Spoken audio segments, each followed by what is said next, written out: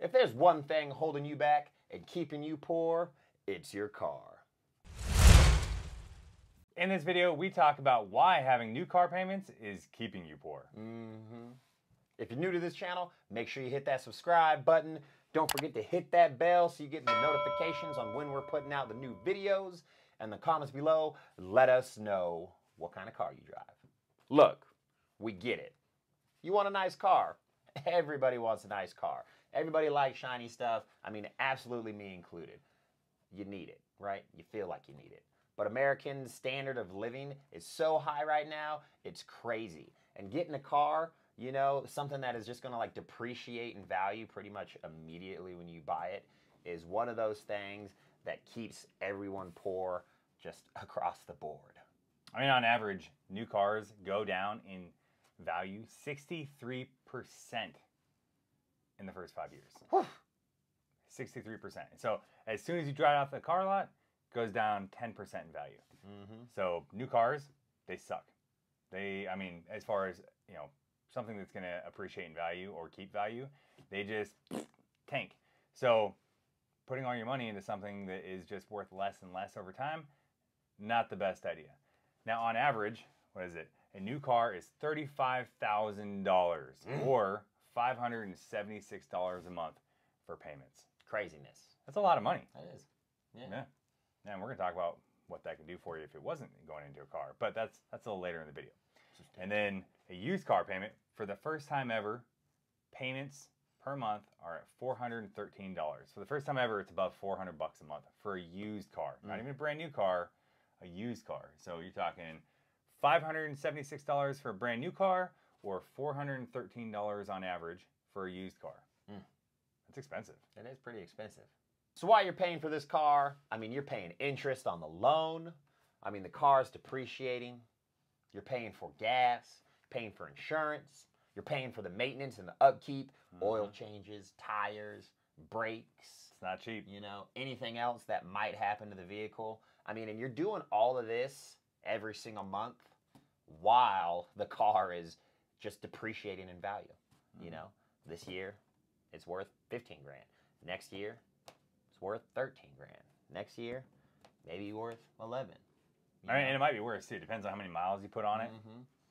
So it just sucks. You're paying this money while it's literally losing value. It's like it's a swimming pool full of money that you keep filling up with a bucket, but it's got a big ass hole in the bottom of it, and it's just like running out everywhere.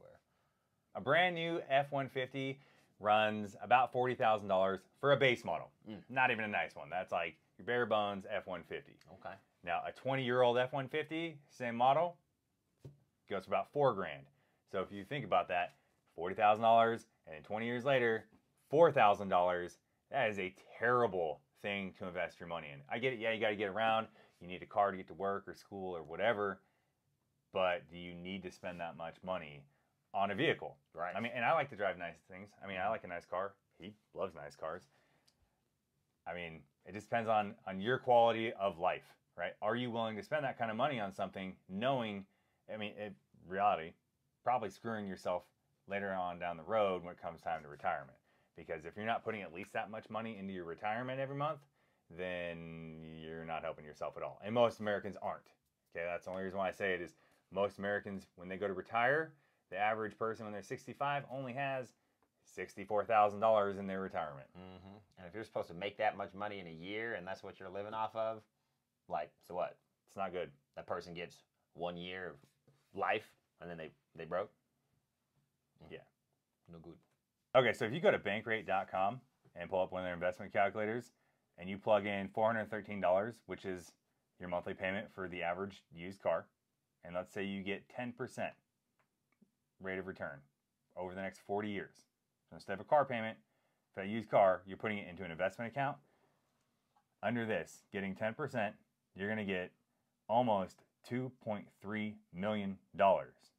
That's what that $413 can do for you compared to just going and getting a used car.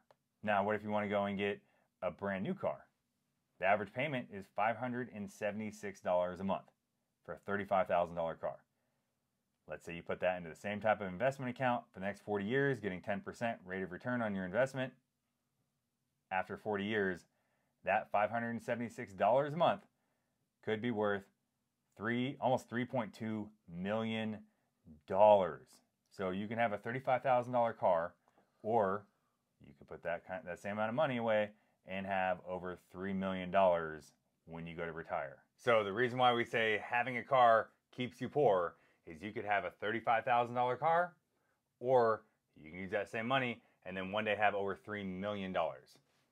Same money, different choices. Mm-hmm.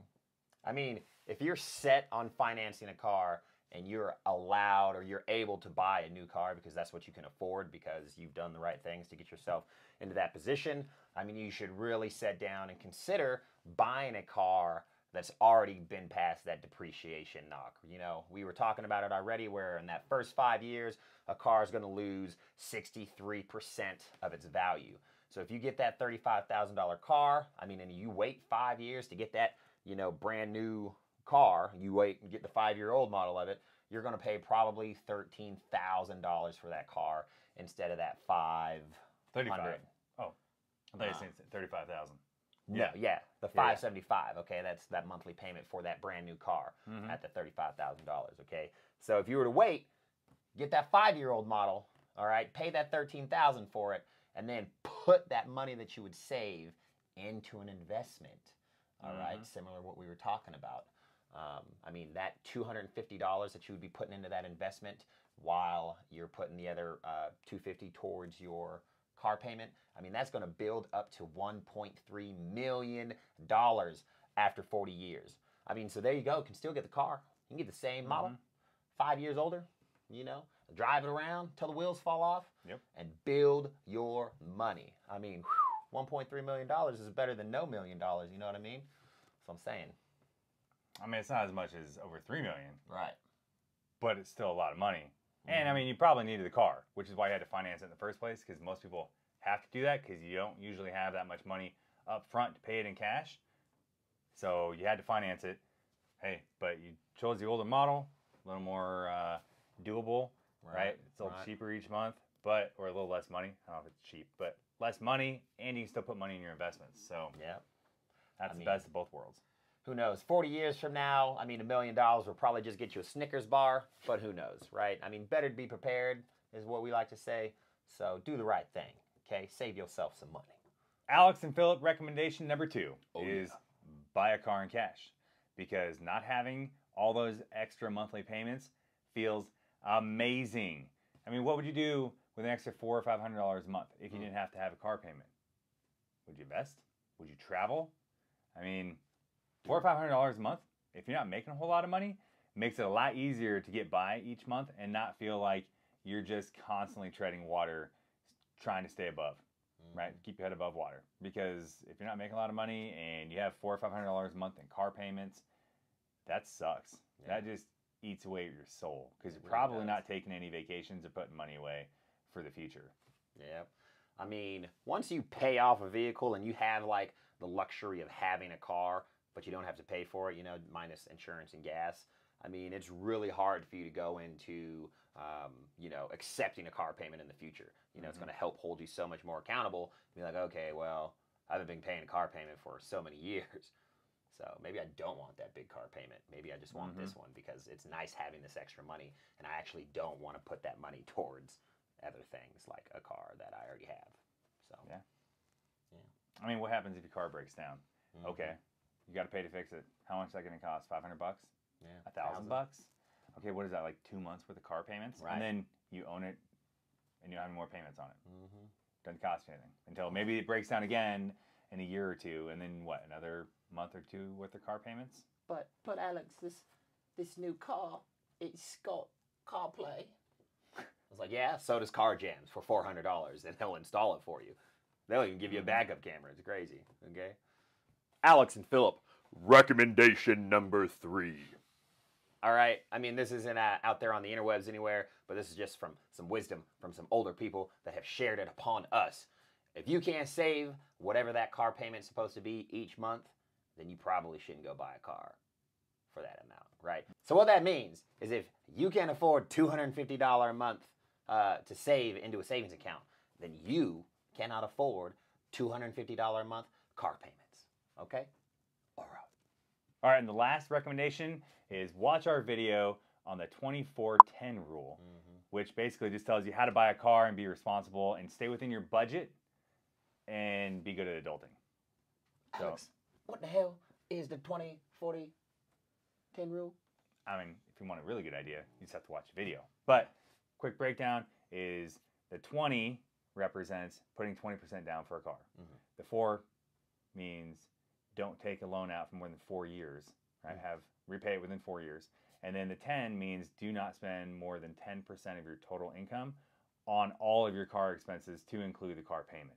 We go way further into it in our video. Yeah. But that's like your general rule of thumb to make sure you can actually afford the vehicle before you go and borrow the money. Yeah. It's a good watch, so make sure you go and check it out, okay, kiddies? Moral of the story, you're probably better off without a car payment. Now, if you do what everybody else does and you just go take out a big fat car payment, you're probably going to end up like everybody else, which is broke, struggling, living paycheck to paycheck. I mean, choice is yours, right? You can either get a vehicle, pay for it, expensive, middle, expensive, what have you, pay for it every single month and have that money depreciate in value and then eventually be worth nothing. Or you could put money into an investment for yourself and have millions of dollars in the bank by the time you get to retirement. I mean, it's the same money. Where you decide to put it is going to be up to you. So make sure you make the right choice. If you like this video, make sure you hit that like button and don't forget to subscribe. And in the description below, make sure you check out all of our free resources that we have and our video playlist to help you get, squared away with your budget, credit, how to buy a car, and how to move out. And in the comments below, let us know if you're still going to buy a car or not. And we'll see you in the next video.